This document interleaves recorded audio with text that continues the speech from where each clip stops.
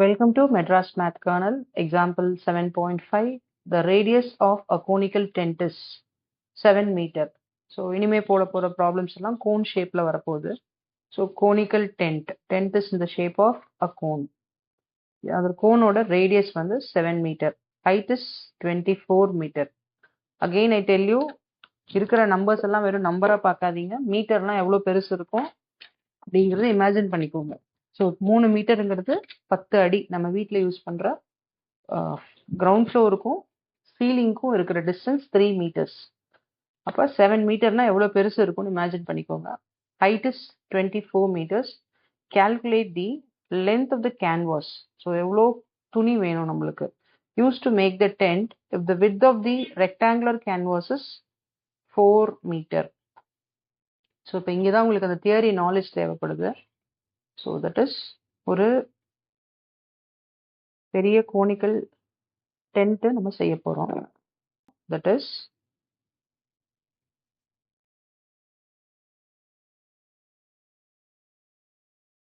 கோனோட radius. ரேடியஸ்னா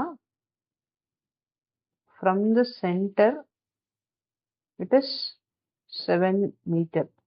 and கோனோட height. கோனோட ஹைட்ல 2 height இருக்கு. ஒன்று ஸ்லாண்ட் ஹைட், ஒன்று நார்மல் ஹைட்.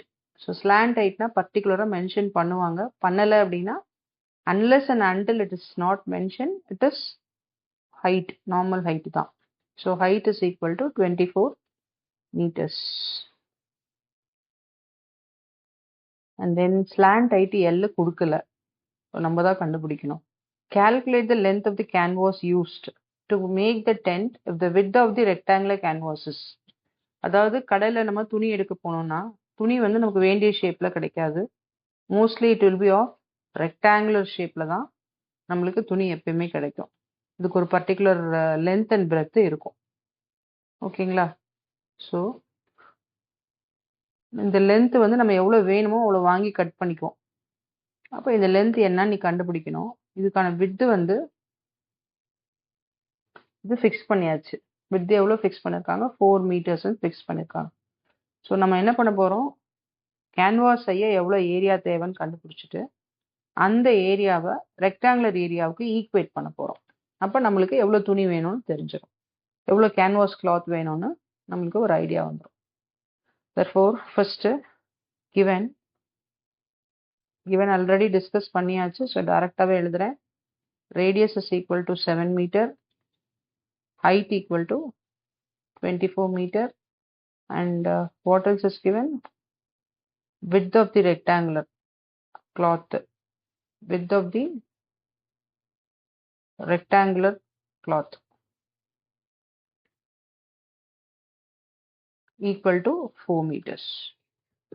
ஸோ இதை கண்டுபிடிக்கணும்னா முதல்ல என்ன ஏரியா வேணும்னு நம்ம தான் டிசைட் பண்ணிக்கணும். ஏன்னா கொஸ்டின்ல curve surface area, total surface area அப்படின்னு எதுவுமே மென்ஷன் பண்ணல. ஸோ நார்மலாக ஒரு கோன் டென்ட் செய்யறதுக்கு நமக்கு தரையில் கிளாத்து வேண்டாம். ஏன்னா அவங்க மென்ஷன் பண்ணலை. தரை வந்து இருக்கிற கிரவுண்டே யூஸ் பண்ணிக்குவாங்க. இந்த கோன் வந்து ஒரு க்ளோசிங் சர்ஃபேஸாக தான் யூஸ் பண்ணுவாங்க. ஒரு கோனிக்கல் டென்ட் போடுறோம்னா எப்படி பண்ணுவோம்? நம்ம இந்த கர்வ் சர்ஃபேஸ் ஏரியாவுக்கு தான் துணி தேவை. கிரவுண்ட் ஃப்ளோருக்கு, தட் இஸ் கிரவுண்ட் போர்ஷனுக்கு நம்மளுக்கு இந்த இடத்துக்கு துணி ரொம்ப தேவையில்லை. அதனால curve surface area of the cone மட்டும் கண்டுபிடிச்சா போதும். அதை கண்டுபிடிச்சிட்டு நம்ம சிஎஸ்ஏ ஆஃப் அ கோன் கண்டுபிடிச்சிட்டு அதுல இருந்து length of the rectangular cloth கண்டுபிடிக்கலாம். Length of the rectangular cloth அது கண்டுபிடிச்சா போதும். So these are things you have to find out. So to find this CSA and then rectangular கிளாத்தோட length.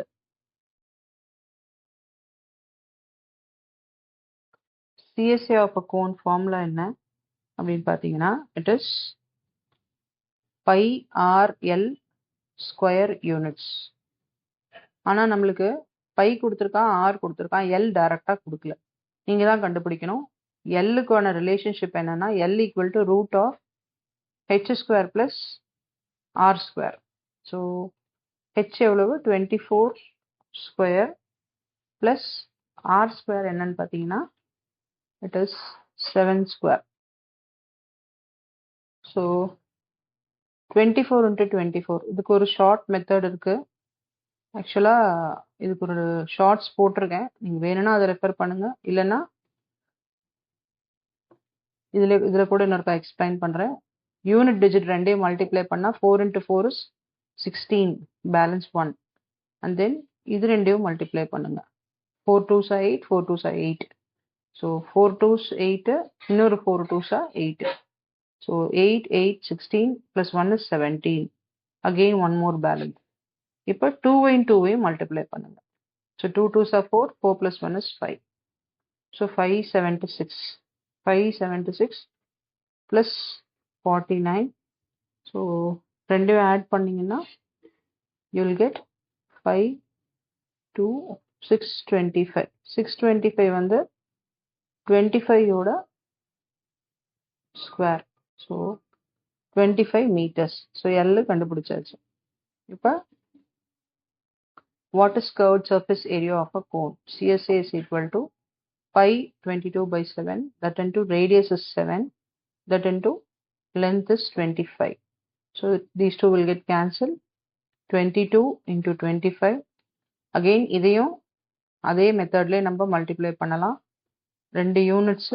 So 2 5s are 10, balance 1. and then இது ரெண்டும் cross. 5 2s are 10, 2 2s are 4. 10 plus 4 is 14, plus 1 is 15, balance 1. 2 2s are 4, 4 plus 1 5. So இது எங்கெல்லாம் use ஆகும்னா mental maths மாதிரி competitive exams எழுதும்போது உங்களுக்கு time ரொம்ப கம்மியாக இருக்கும். ஸோ நம்மளோட ட்ரெடிஷ்னல் மெத்தடில் மல்டிப்ளிகேஷன் போட்டிங்கன்னா கொஞ்சம் டைம் எடுக்கும். அதே ட்ரெடிஷ்னல் மெத்தட் தான் இதை யூஸ் பண்ணுறோம், பட் கொஞ்சம் சீக்கிரமாக பண்ணலாம். So curved surface area of the cone is 550 metre square. So நம்ம இப்போ லென்த் ஆஃப் த கேன்வாஸ் கண்டுபிடிக்கணும்னா நம்மளுக்கு என்ன கண்டிஷன் தெரியும்? CSA of a cone should be equal to area of the canvas. So CS of a cone நம்ம 550 கண்டுபிடிச்சிருக்கோம். Area of the canvas is length into width. So this is 550 equal to length L, or length னே எழுதிக்கலாம், இல்ல confusion ஆகும். Length into width is 4. So this implies length equal to 550 divided by 4. This is 4 1s are 4, 4 3s are 12, balance 30, 4 7s are 28, and 4 5s are 20. So this is 137.5 meter. So this is the length of the canvas. So length of the canvas required equal to 137.5 meters. Okay, thank you.